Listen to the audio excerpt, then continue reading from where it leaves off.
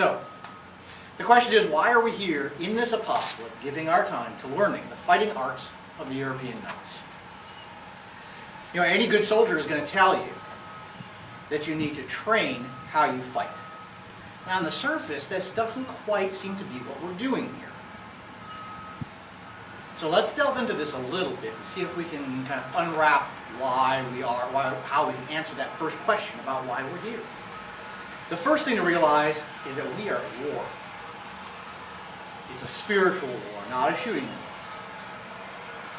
And this is why the church on earth is referred to as the church militant. Monsignor Charles Pope put it rather nicely, and this quote from him from a few years ago. We are at war for our souls and the souls of people we love. We are at war for the soul of this culture and nation. And like any soldier, we must train to fight well. You know, there are too many leaders in our church who seem to be living in the past, a time where the culture at large supported Christianity and Catholicism, at least in an indirect sense, instead of paying attention to where we are now, where we are in our point in history. We are living in a time where the popular culture is actively attacking the Christian way of life. In Psalm 144, verse 1, we're told, "Blessed be the Lord my rock, who trains my hands for war and my fingers for battle." Preparing people for war, a moral and spiritual war, not a shooting war, must include a clear accounting of the errors and that we've made. A clear and loving application of the truth to counter that error, and an application of light to counter the darkness.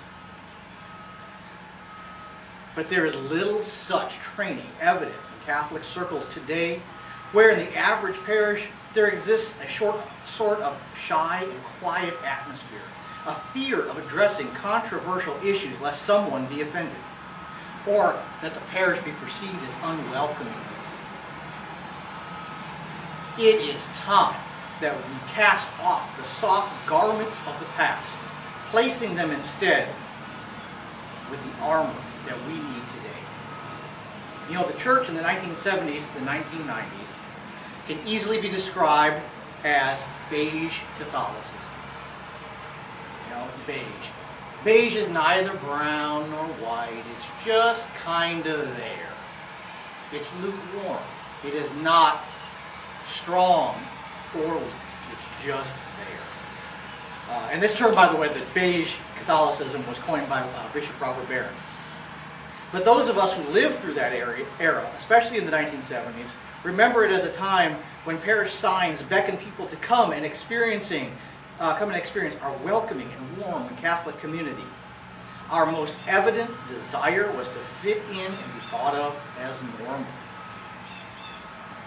Church architecture and interiors became minimalist and nondescript. Music and language in the liturgy became folksy.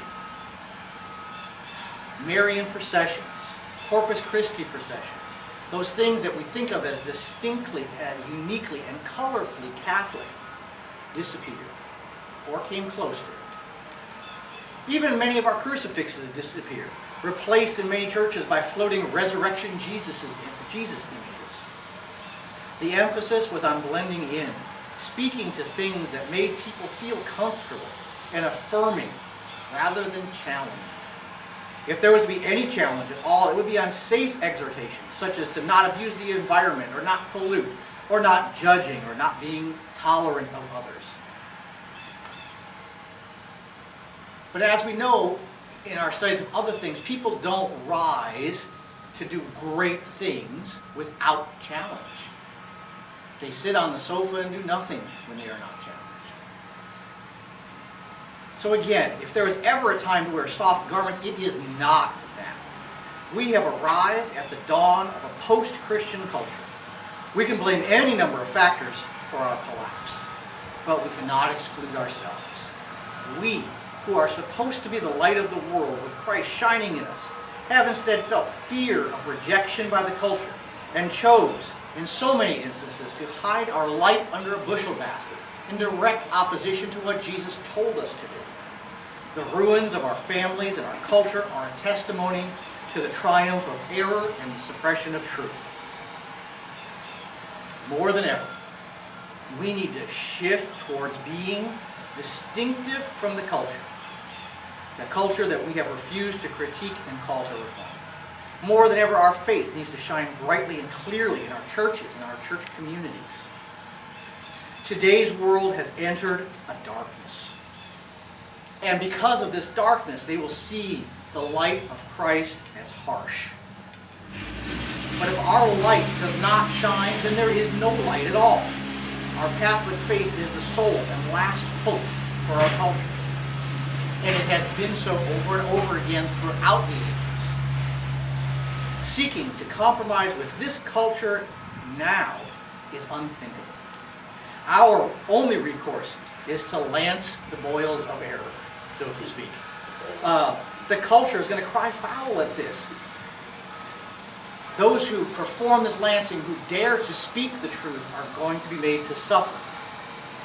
And we have to be willing to embrace and to endure such sufferings in increasing ways in the months and the years ahead. We are at war for our own souls and the souls of the people we love. We are at war for the soul of this culture and nation. And like any soldier, we must train to fight well. We must study our faith and be more committed than we ever have been. We must also know our enemy and his tactics.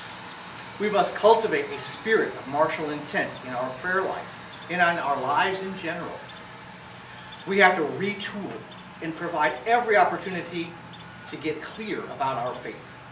Sermons and other teachable moments must sound a clear call to personal conversion and to battle for souls, and to stop treating lightly the sinful disregard for God's law in our families and our communities.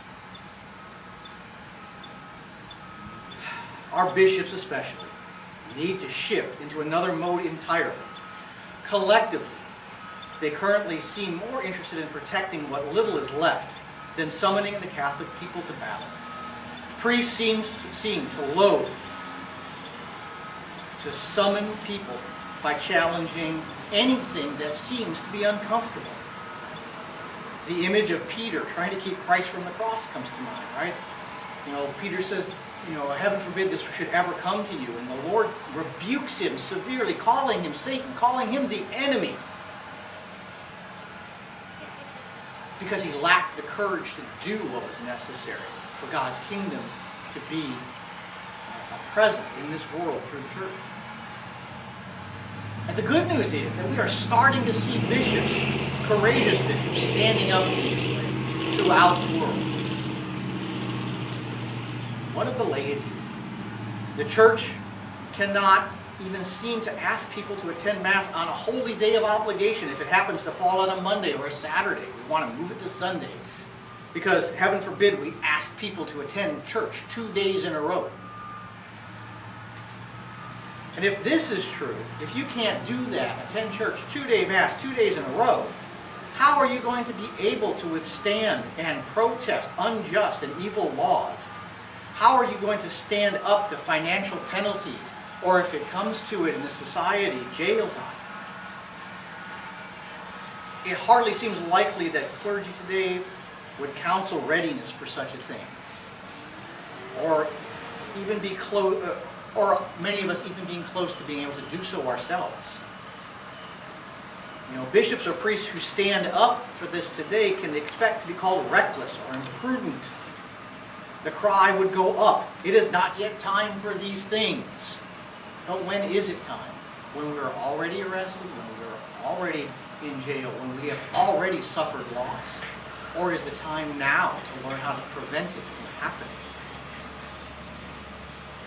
So given all that background, I'm now prepared to answer the original question.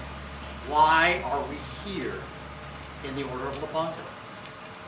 You see, the successful soldier must have two skills. The ability to use weapons, which we refer to as martial ability, and then the ability to use the weapons in the moment when they are needed, with the force necessary to accomplish the mission, and that is martial intent. We learn martial intent through hands-on martial arts.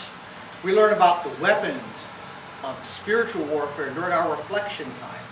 We foster the understanding also that we are not alone through the fellowship that we encounter here. We strengthen one another as soldiers in the spiritual battle. Because our goal is to strike our enemy, Satan, in such a way that he cannot endanger the souls of ourselves or our families. And by so doing, change our culture. However, I want us all to remember that although medieval armor was hard on the outside, chainmail and plate armor was hard and tough on the outside, it was placed over a padded cotton shirt, a gambus, to be more comfortable on the inside. We do need to have a welcoming and encouraging attitude to those people who are willing to join the battle with us, while understanding that we must maintain the focus necessary to win the spiritual battle that we are engaged in. Deo gratias.